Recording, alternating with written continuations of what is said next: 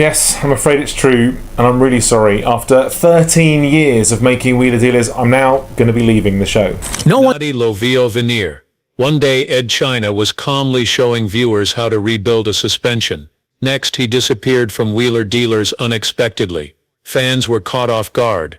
Ed wasn't just a co-host, he was the heart of the show. Calm, smart, and quietly charming. He brought his mechanical skills to millions of families.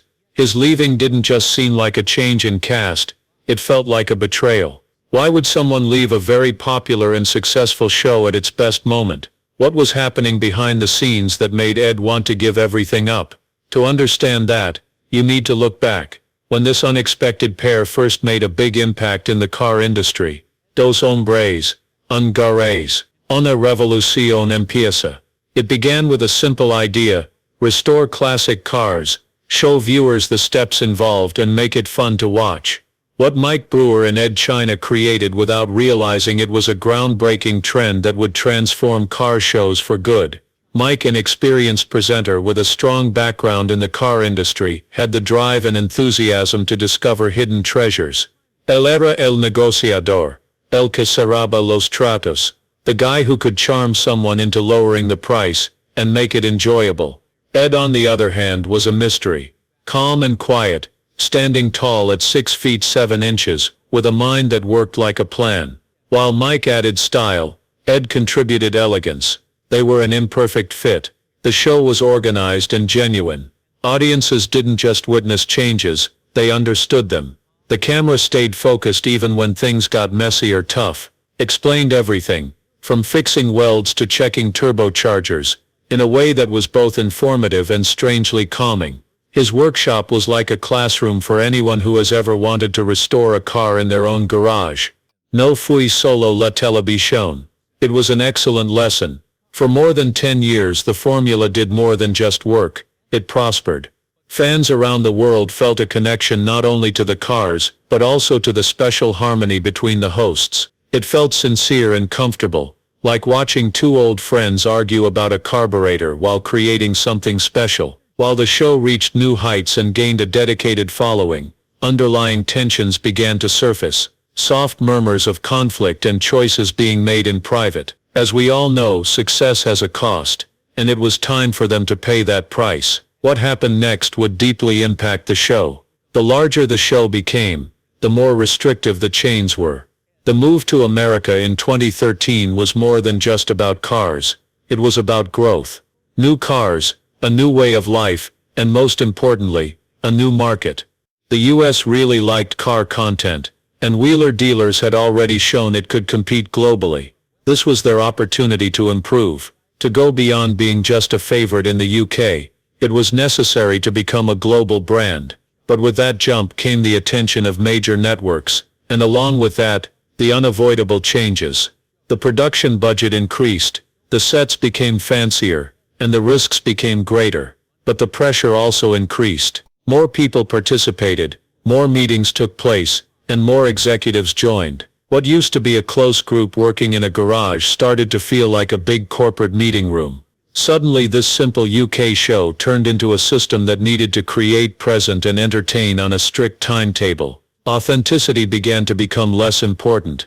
The longer repair scenes, which were what made the show special, began to get shorter. Ed's detailed looks into diagnostics, problem solving, and smart engineering tricks were cut or shortened, to allow space for commercials and a faster pace. The episodes focused more on Mike's flashy deals instead of Ed's quiet talent. Los seguidores se dieron cuenta. Online forums were very active. Los comentarios se llenaron. They started to ask, where is the detail? Where's the way to do it? ¿Qué pasó con el aprendizaje? For many in the production industry, it looked like a simple way to make things more efficient, a normal practice for American TV formatting. For Ed China, it was a change in thinking, a gradual but clear breakdown of the main values that set Wheeler Dealers apart from other car shows. It wasn't only about repairing cars, it was also about honoring the process and valuing the audience's intelligence.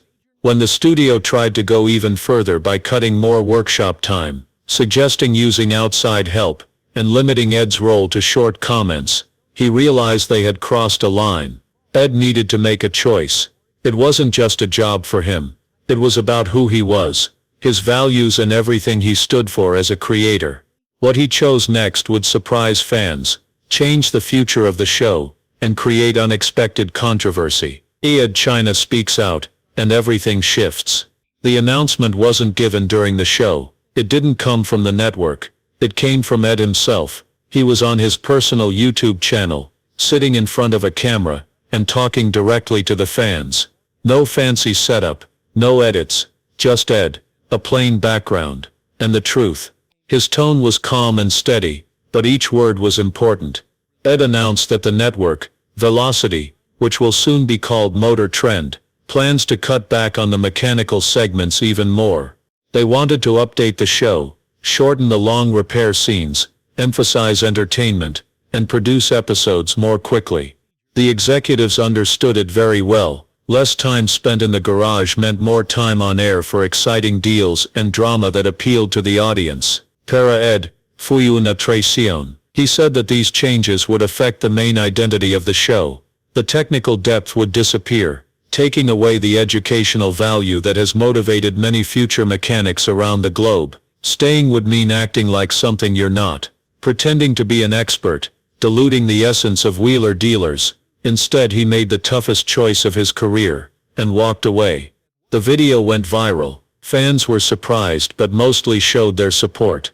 In the comments, people praised Ed for his honesty, and called him a hero for staying true to his beliefs. The message was obvious. Being genuine was more important than the ratings. But underneath that applause, something darker started to emerge. Rumors began to spread.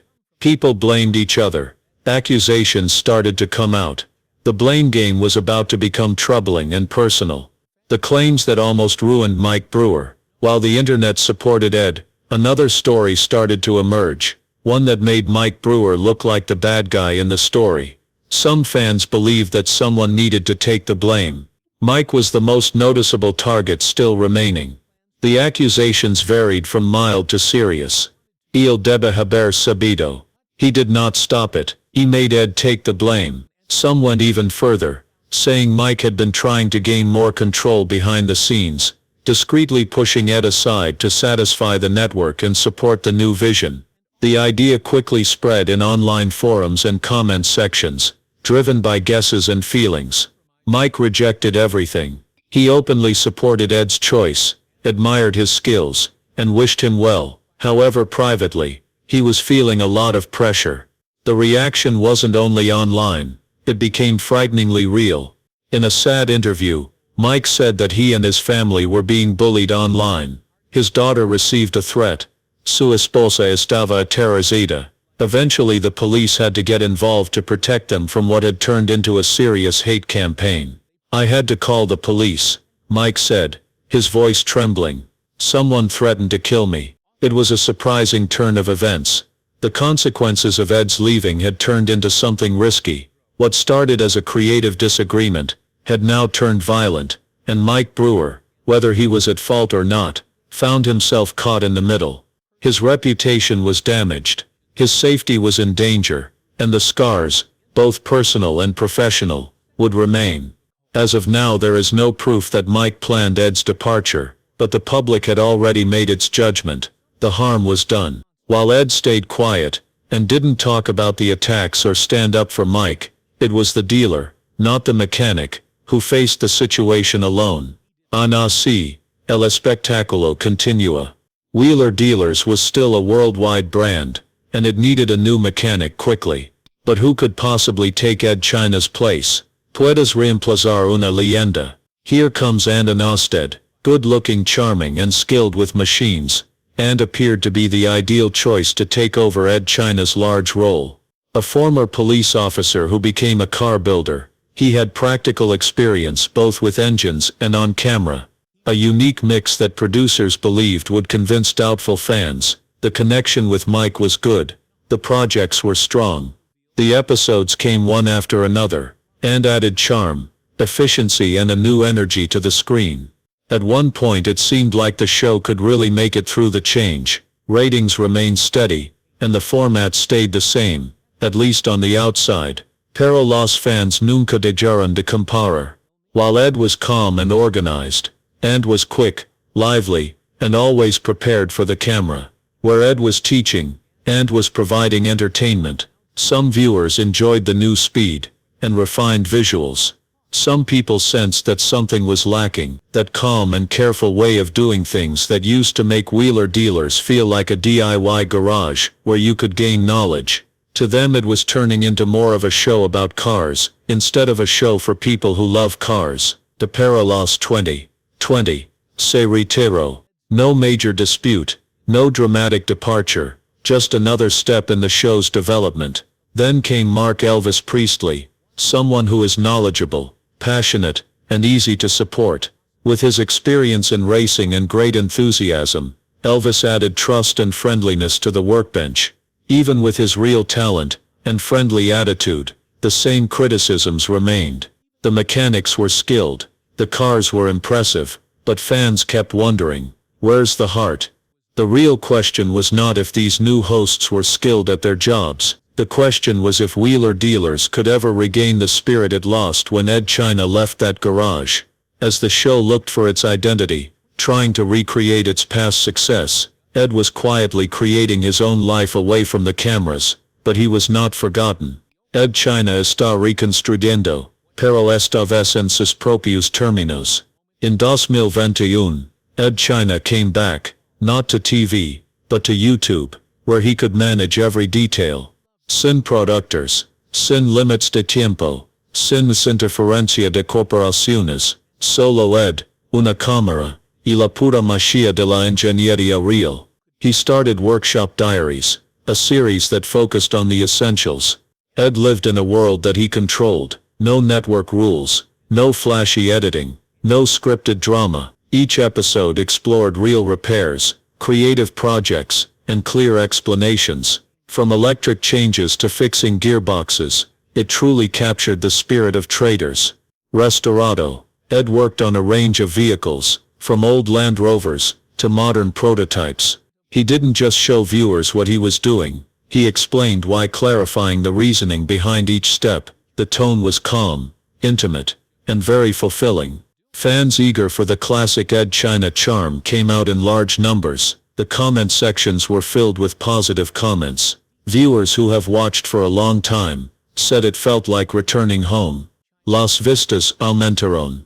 The subscribers came in. Most importantly, Ed appeared truly happy, back in an environment where passion and accuracy mattered more than deadlines and drama. He even looked back at famous cars from Wheeler Dealers, vehicles that never received the attention they should have. On his own channel, he could finally show those builds the care and focus they had lacked, and with no commercial breaks or editing, Ed shared the full story as it was meant to be shared.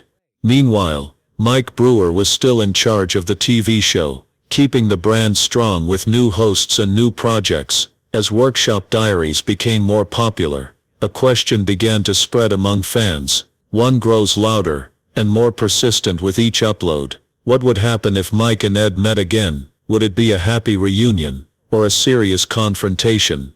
Dos caminos, un legado y una reunión. Fans continue to dream, even after many years have gone by. Ed y Mike han avanzado, al menos en su carrera. For the fans who kept up with every engine rebuild, every gearbox repair, and every fun moment, the story seems incomplete. Not exactly. Mike Brewer sigue siendo el presentador principal de Wheeler Dealers, adjusting to new circumstances, and changing co-hosts regularly. He has maintained the brand through changing markets, new formats, and the constant changes in what modern television requires. He has become a symbol of strength, always smiling, always going forward, always looking for the next opportunity. The show might appear changed, but its engines are still powerful. Ed, on the other hand, has really focused on honesty. His YouTube channel, Workshop Diaries, focuses on passion instead of making money. He doesn't follow trends or change his content to satisfy advertisers. He creates what he desires, shares what is important, and motivates a generation of car enthusiasts who prioritize genuine experiences above everything else. His audience might be smaller, but they are very loyal, and trust him. As of now, neither man has talked about the other in detail in public. No entrevistas conjuntas, ni publicaciones emotivas, no dramatic reunions, just a long complicated silence that fans keep trying to understand, a quiet moment, full of potential and untold stories. Still, the community wonders, could it really happen? Could they join forces one more time? For a restoration, a special event, or simply a talk about what really went on behind the scenes? Wheeler Dealers was never only about cars, it was about two men who thought differently, but had the same feelings. It was about love, trust, and the happiness of repairing what is damaged. Not only behind the scenes, but also among people, and perhaps, just perhaps, the garage door isn't closed forever. Maybe it's just waiting to be opened one more time. What are your thoughts? Did Ed China's leaving mark the end of Wheeler Dealer's charm, or did it just change into something new? Share your thoughts in the comments. If you enjoyed this detailed look at one of TV's most discussed breakups, please like, subscribe, and turn on notifications.